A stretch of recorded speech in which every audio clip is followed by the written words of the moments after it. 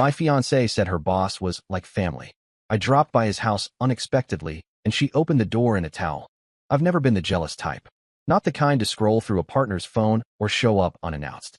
I used to think that kind of behavior belonged to people who didn't trust themselves, not their partners. But I guess it's easy to talk about trust when you haven't had it twisted into a weapon against you. Marina and I had been together for almost 4 years. I thought we were solid, stable, maybe even boring, but in a comfortable way. She worked as an assistant for a big construction firm, while I handled project coordination for a logistics company. Our routines overlapped perfectly. Morning coffee together, a quick goodbye kiss, and separate drives to work. It wasn't exciting, but it was ours. Or at least, that's what I thought before her job started consuming everything. It began when she couldn't stop mentioning her boss, Gregson Vale. The way she talked about him made him sound like some kind of visionary. According to her, he was brilliant, misunderstood, and like family. She said that phrase a lot, like family. It stuck with me. I'd hear it every time she explained why she had to stay late or why he texted her after midnight. I told myself not to overthink it. She was ambitious, and Gregson was just another ladder she needed to climb. Still, the late nights piled up. The dinners she missed. The weekend plans she canceled because of urgent client meetings. She started dressing differently, too. More polished, more deliberate. Perfume I hadn't bought her. Makeup that looked like it took an hour instead of 10 minutes. It wasn't the kind of change that happens when someone's improving themselves. It was the kind that happens when someone wants to impress someone new. One night, I woke up to her phone buzzing. She was in the shower, and a message flashed across the screen. Still awake? Missed your voice today. My chest went tight. The contact name wasn't saved, just a number. She came out a minute later, saw me looking, and grabbed the phone. Said it was from a coworker joking around. Her voice was calm, practiced. I wanted to believe her, so I did. But from that night on, something started eating at me. The following week, she mentioned a work retreat. She said she'd have to stay overnight near the coast because of a client event. It wasn't unusual for her to travel, but something in her tone felt off. Too casual, like she was trying to convince herself more than me. She promised she'd call once she got there. That call never came. I waited until midnight before sending a text. She replied around 3 in the morning. All good. Just exhausted. Long day. No punctuation, no warmth. Just sterile words. The next morning, she didn't answer when I called. I went to work anyway, but my mind wasn't there. Around lunchtime, I looked up her company's Instagram page. They'd posted a story from the event. A glimpse of a fancy villa with a caption about our team enjoying a successful partnership. I paused the video on a frame that showed her standing next to Gregson, both holding wine glasses, the ocean behind them. I recognized the view immediately. I'd seen it in a magazine piece about Gregson's architectural masterpiece on the coast. The same patio, the same glass walls. That's when my stomach dropped. She wasn't at a hotel. She was at his house. For hours, I tried to talk myself down. Maybe it was innocent. Maybe other employees were there. But when evening came, I couldn't sit still anymore. I grabbed my keys, got in my car, and started driving. It was a 2-hour trip. The whole way there, I rehearsed what I'd say if I was wrong. Maybe I'd laugh about it. Maybe I'd even apologize. But deep down, I already knew I wouldn't have to. The road curved along the water before opening up to a private driveway lined with soft lights. Her blue sedan was parked next to Gregson's black Mercedes. My heart started pounding in a slow, steady rhythm. Not from anger, not yet, just disbelief. I walked up to the gate. The villa looked even larger in person, every window glowing with warm light. I rang the bell. For a long moment, there was no sound except the ocean behind me. Then the door opened. Marina stood there, wrapped in a towel. Her hair was damp, her eyes wide. For a second, I thought she might faint. Behind her, I heard music playing and the low hum of a man's voice. Gregson's voice. She froze. I didn't say a word. I just stepped forward and looked past her. There were 2 glasses of wine on the counter, half empty. A suit jacket hung carelessly over the back of a chair. The air smelled like her perfume mixed with someone else's cologne. Gregson appeared from the hallway, bare-chested, holding a glass. He stopped mid-step when he saw me. His expression wasn't guilt. It was irritation, like I'd interrupted something inconvenient. I still didn't speak. I didn't need to.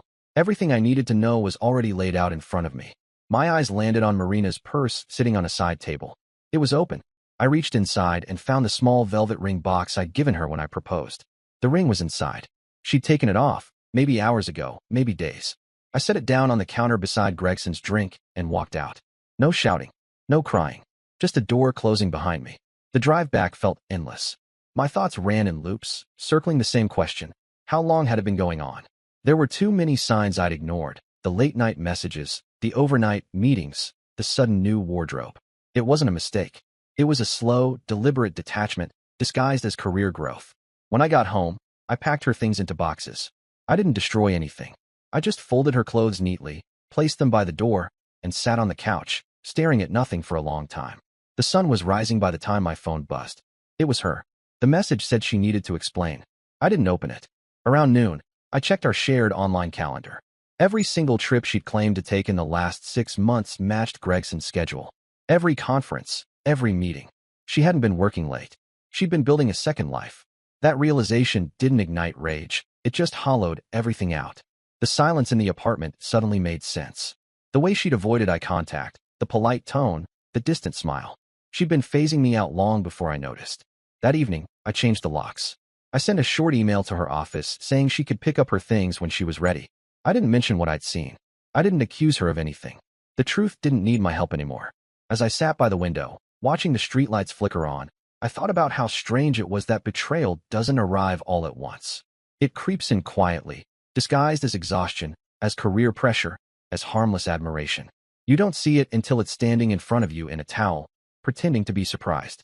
I told myself that was the end of it, that I could move on and start fresh. But I didn't know then that what happened at that villa was only the beginning.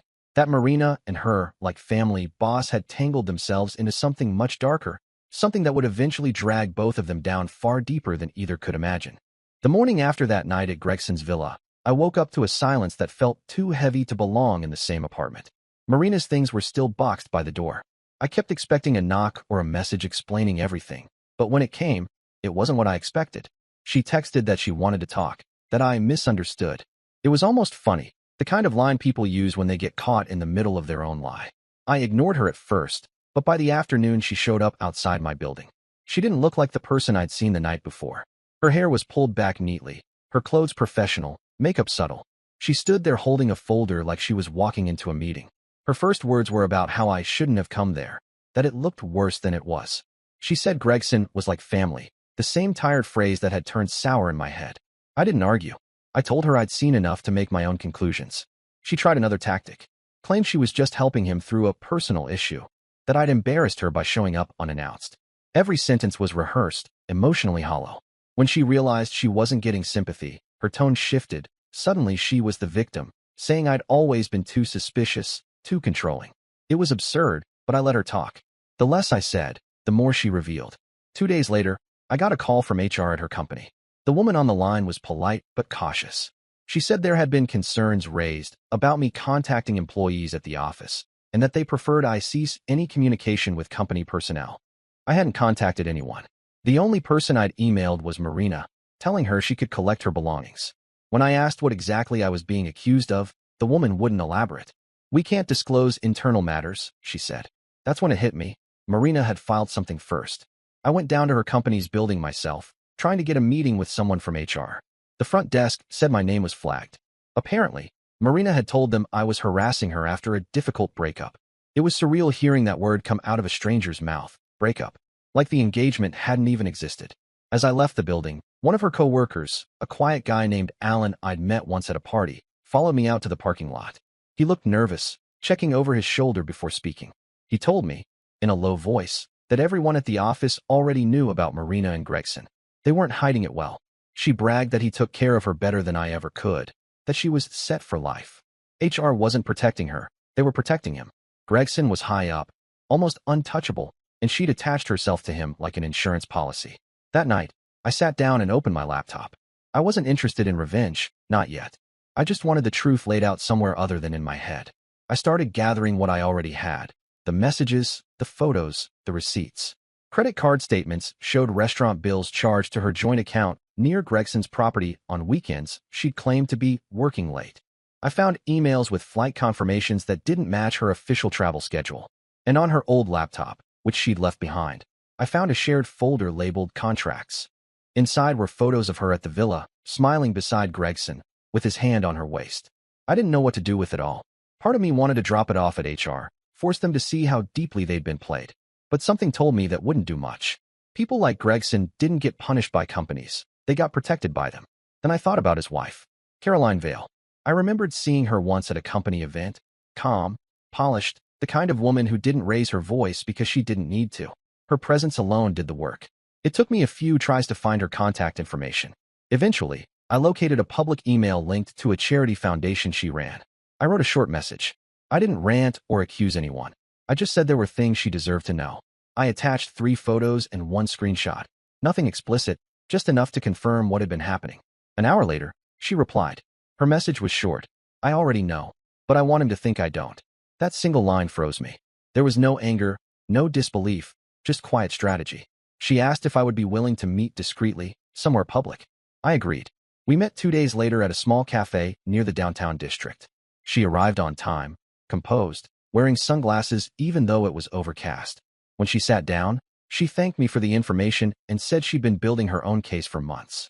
She knew about Gregson's affairs, but Marina was the first one he'd been careless enough to bring into their home. Caroline said she wanted to handle this her way. She didn't ask me to stay out of it, but she didn't want me doing anything rash either. She said she was planning a formal announcement at a charity gala in 2 weeks, something public, where Gregson couldn't control the narrative. I asked why she was involving me, and she smiled slightly. Because you've already lost everything he took from you, she said. That makes you useful. I didn't know how to respond to that, but she wasn't wrong. In the days leading up to the gala, Marina tried reaching me again. She called from a new number, left voicemails about how things got complicated, and that she'd made mistakes. The tone was different now, softer, almost desperate. She even left a note at my building saying she was being pressured and that Gregson was going through a rough time. None of it mattered anymore. I could hear the rehearsed guilt in her words. A week later, Caroline sent me an encrypted email with a short list of instructions. She asked for copies of everything I had, timestamped proof, photos, any connection between Marina and Gregson that tied back to company resources. It was clear she planned to expose not just the affair, but the misuse of funds tied to it. For the first time since that night at the villa, I felt something like control. Not satisfaction, that was still far away, but direction. I met Caroline again, this time in a quiet hotel lobby where she was organizing documents with her attorney. She thanked me for what I'd provided and mentioned that Gregson had no idea she was preparing anything. He still thought he was safe. As I left that meeting, I finally understood why she hadn't confronted him sooner. She wasn't driven by emotion. She was driven by precision. And I realized that kind of quiet calculation was the one thing Marina had never learned. I went home that evening and poured a drink, feeling the strange calm that follows after chaos starts making sense. The game had shifted. It wasn't about heartbreak anymore. It was about consequences, and for once, I wasn't the one running from them. 2 weeks later, I found myself standing outside a downtown ballroom with my tie pulled too tight and my mind running through every possible outcome of that night. Caroline had sent the invitation in a plain envelope, no return address, just a handwritten note. Attend quietly. You'll want to see this. Inside, the air smelled of perfume, wine, and ambition. The gala was a charity dinner hosted by the Vale Foundation, a yearly event meant to show how benevolent Gregson was. The irony of that didn't escape me. He'd built an image of a man who could do no wrong, the kind of leader people toasted with admiration. Caroline moved through the room like a conductor guiding an orchestra, calm, graceful. No one could guess what she was about to unleash. I kept my distance, pretending to be another anonymous donor. She'd told me not to speak to anyone, not to draw attention, and not to react when things started happening. Gregson arrived fashionably late, Marina beside him. The sight of them together hit me harder than I'd expected. She looked almost unrecognizable from the woman I'd once proposed to. Expensive dress, diamond earrings, the air of someone who thought she'd made it. Her hand rested lightly on Gregson's arm, and she laughed too loudly at something he whispered. For a moment, I wondered if she'd spotted me, but she didn't even glance my way. Maybe I was invisible to her now, a reminder she'd buried under the comfort of luxury. Dinner began. The lights dimmed. Waiters moved in rhythm, placing plates with precision. Caroline gave the opening speech, standard praise about community, integrity, and family. Her voice was steady, but I could hear the edges sharpening underneath. Then she said something that made the room still. This year, she said, we honor not just success, but loyalty, the kind that endures even when family forgets its meaning. The projector behind her flickered to life. At first, it showed typical images, company milestones, construction sites, smiling employees. Then the next slide appeared. It was a hotel invoice. At first, no one seemed to notice. But then the next image came up, another invoice. Then a photo of Gregson's villa. Then a security still of him and Marina on the terrace, laughing with wine glasses in hand. A murmur rippled through the audience. Caroline didn't move. She just kept speaking, calmly describing the cost of betrayal, her tone measured, almost soothing. The next slide showed text messages. Short, intimate ones. Phrases like, "I miss you already," and "next weekend again," were projected 30 feet tall. Gregson's name was clearly visible at the top. The entire ballroom froze. Forks stopped midair. The investors at the front table stared at each other in disbelief. One woman covered her mouth. Marina went pale. Gregson stood abruptly, knocking over his chair. He tried to reach the projector table, but Caroline's attorney, who had been sitting quietly near the front, blocked him.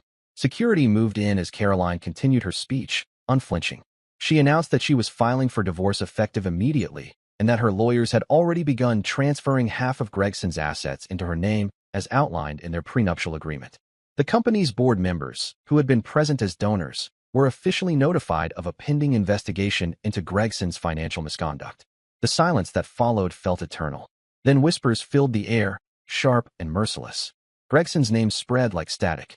Marina stood frozen beside him, her face drained of color, mascara streaking down her cheeks. I watched it unfold like a movie I hadn't realized I'd been waiting for. Not with glee, more like grim understanding. Every choice, every lie, every smug smile had led to this stage. Gregson turned toward Marina, hissed something under his breath, then stormed out through the side doors, flashes from cameras following him. She didn't move for a while. Then she stumbled after him, clutching her purse like a lifeline. Caroline remained calm, thanked the audience for their continued support of transparency and accountability, and ended her speech with a standing ovation, though the applause wasn't for charity anymore. Afterward, she walked past me as if I were just another guest. But as she passed, she slipped a folded napkin into my hand. I didn't open it until I was outside. It said only, "Justice isn't revenge. It's order restored." That line stuck with me. By the next morning, news had spread across every business forum and gossip outlet in the city. CEO's affair exposed at charity gala. Headlines called it a corporate implosion, a scandal in designer heels. Gregson was suspended indefinitely pending an audit. The company's shares dropped overnight. Marina didn't go to work again. Her name vanished from the company site within days. I imagined she was hiding somewhere, hoping it would all blow over. But Caroline's precision had made sure there was no escaping it. Every financial record tied to Gregson and Marina had been traced. Every receipt, every expense, every weekend getaway. It all became public record through the board's investigation. A week later, I received an envelope in the mail. No return address. Inside was a small photo, one of Marina and me from years ago, back when things still felt real. On the back, in her handwriting, were 3 words: "I lost everything." I didn't reply. That night, I sat in the same living room where I'd once waited for her to come home from work, staring at the empty space that used to hold our picture frame. I felt a strange mix of pity and peace. Not satisfaction, not triumph, just release. I thought about Caroline again, how controlled she'd been through all of it. She'd destroyed 2 people without raising her voice. Not out of rage, but to correct the imbalance they'd created. She didn't just expose an affair, she dismantled an empire built on deceit. And for the first time since that night at the villa, I slept soundly. When I woke the next morning, a notification blinked on my phone, a news update. Gregson Vale had officially resigned, citing personal reasons. The board appointed Caroline as interim CEO. The irony wasn't lost on me. The woman everyone had underestimated now controlled everything her husband had tried to keep from her. And Marina, who'd once bragged that she'd secured her future, had become a footnote in someone else's victory. I poured myself a coffee and stared out the window. The city looked the same, but something in me had shifted permanently. I'd seen what quiet power looked like, the kind that doesn't scream or destroy impulsively, but dismantles piece by piece until there's nothing left to fight over. For a long time, I thought betrayal was something you survived, but now I understood it differently. It's something you outlast. And though I didn't know it yet, this wasn't the last I'd hear from Marina. The fallout had only begun. The story didn't end with the gala. Scandals like that don't just vanish. They rot slowly, pulling down everything connected to them. For weeks, the city buzzed with whispers. The Vale Corporation's name was dragged through every headline. Gregson's reputation shredded, Marina's erased completely. But I kept out of it. My part was finished, or so I thought. 3 weeks after the gala, I was leaving my office late when I saw someone waiting near my car. It took me a few seconds to recognize her. Marina. Her hair had been chopped short, unevenly, like she'd done it herself. The confident way she used to stand was gone. She looked smaller, quieter. She wasn't dressed for manipulation anymore, just jeans, a gray hoodie, and the same expression she wore the night I found her at the villa. She didn't say my name at first. She just asked if we could talk somewhere private. Against my better judgment, I agreed. We sat in the car, windows rolled up, rain tapping the windshield. She told me she'd been fired after the gala. HR had called it breach of ethics. Gregson had disappeared, probably trying to keep what was left of his money from his wife's lawyers. Marina said she'd been blacklisted from every major firm in the city. No one wanted to hire someone who'd publicly embarrassed their CEO. For a while, I just listened. There was something painfully human about seeing her stripped of all the arrogance that once filled her. She admitted that she'd known Gregson's marriage was falling apart, that he'd promised her a new position, even a chance to move abroad once things settled down. When Caroline found out, everything collapsed overnight. Gregson had told her to lay low and then vanished. She started crying then, quiet, restrained tears that didn't ask for sympathy, just a place to land. I asked what she wanted from me. She said she didn't know. Maybe to apologize, she murmured. But the words came out too softly, too late. I told her I didn't hate her. I meant it. Hate takes energy, and I'd run out of that a long time ago. What I felt now was just distance, a kind of emptiness that didn't ache anymore. She nodded like she understood, though I doubt she really did. When I got home that night, I opened the drawer where her old things still sat. A few photos, a keychain, and a card she'd written back when she got her promotion. "You're the reason I believe in good people," it said. I dropped it in the trash. Life settled into something resembling normal. I went to work, met with new clients, even started running in the mornings again. Every so often, I'd hear something new about the Vallis. Caroline had taken full control of the company, quietly restructuring everything. People admired her for how calmly she handled the fallout. Some called it ruthless. I called it justice. Then, one afternoon, I got an email from a reporter asking if I was willing to comment on the financial irregularities linked to the Vail scandal. I had no idea what he meant. I hadn't spoken publicly about any of it. But that night, I read the article. Gregson wasn't just being investigated for adultery or company misconduct. He was being accused of embezzlement. Millions in missing client funds. Forged documents. False invoices. And the worst part? Marina's name was tied to several of them. Apparently, Gregson had used her access as his assistant to sign off on transfers and expense reports. She'd approved them all, thinking they were legitimate business costs. The investigators found her digital signature on every questionable file. Within days, she was subpoenaed as a witness, and then as a suspect. I didn't contact her, but a week later, she contacted me. Another note slipped under my door, no name on the envelope. Inside, a single sheet of paper with a sentence scribbled across it. He said he'd take care of it. I didn't know. That was the last I ever heard from her. 2 months later, the trial began. I followed the updates quietly, reading every detail in the papers. Gregson was charged with fraud and obstruction. His wife's testimony sealed his fate. Caroline presented every document, every bank record, every instance of his manipulation. She didn't look vengeful in the photos, just resolved. Marina appeared in court too. The articles described her as emotionally distraught, but cooperative. She testified that Gregson had directed her to move funds without question, convincing her they were internal reimbursements. The prosecution argued she'd benefited personally. The defense tried to paint her as naive. Neither story fully convinced anyone. In the end, Gregson got a prison sentence. Marina didn't. She avoided charges by handing over everything she knew and agreeing to testify again if needed. But the damage was done. Her reputation was unrecoverable. No company would touch her name again. A few months later, Caroline Vail's firm expanded. Investors flooded in, seeing her as a symbol of control and intelligence. And somewhere in the middle of that corporate chaos, I quietly built something of my own. I'd been saving money for years. Money meant for a wedding that never happened, a honeymoon that never existed, and a life that had dissolved before it began.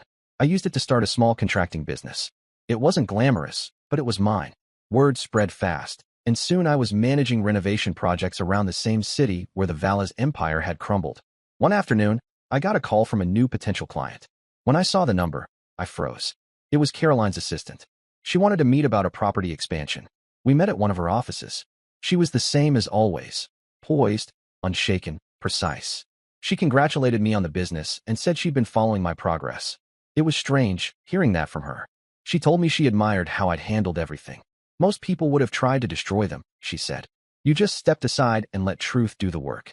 We talked for almost an hour about contracts, funding, and plans for a new office wing she wanted built. When I left her office, she shook my hand firmly and said, "It's good to see honesty make a comeback in this industry." That night, driving home, I realized that was the real ending. Not the gala, not the trial, not the revenge. The ending was standing in front of the same kind of power that had once destroyed me, and walking away clean. Months passed, and sometimes, when I drove near the coast, I'd catch a glimpse of Gregson's old villa, now abandoned and for sale. The glass walls were still there, the view unchanged, but the place looked hollow, like it had lost whatever illusion of luxury once made it special. Marina's car had been repossessed, her apartment sold. No one knew where she'd gone. Some said she moved back with family up north, others that she left the country. I never tried to find out. Every betrayal leaves a ghost behind, a version of yourself that still looks for answers you'll never get. But one morning, as I opened the windows of my new office and watched the light spill in, I realized the ghost had finally gone quiet. It didn't end in fireworks or grand closure. It ended in silence, the kind that doesn't hurt anymore. And for the first time since the night she opened that door in a towel, I felt free.